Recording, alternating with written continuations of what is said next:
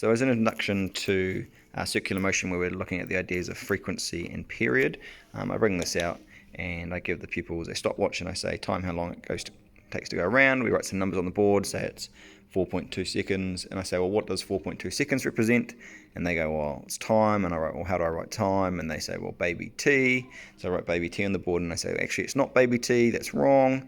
They're like, what? And I'm like, it's capital T. What does capital T mean? Capital T means period. So the total time to go around and do a complete oscillation is capital T, period, and then we do it again, and then that might come out at 2 seconds, and then that's great. Then I get them to come around the front and I connect a speaker to the function generator, and so this dial here determines amplitude, and so at the moment that's set on about 1 hertz, and I get them to come and feel that.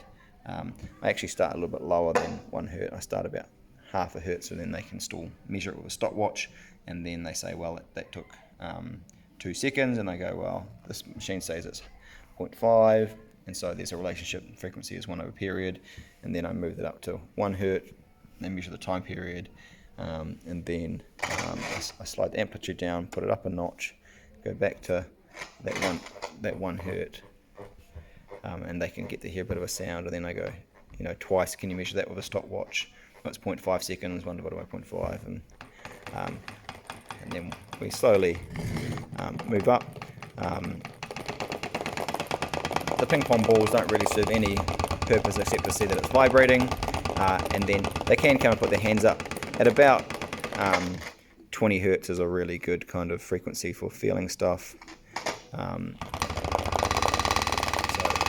For a subwoofer, you can actually start to feel that, and so you can put your hand there, and it is actually pushing quite hard against you. And then the ping pong balls jump out, and the kids are all excited about that. And so that's the way I'd then link that idea of 20 to mean 20 times a second, 20 hertz, and then 1 over 20, 0.05 is the time period. And that's a nice little introduction to frequency and period for Year 12.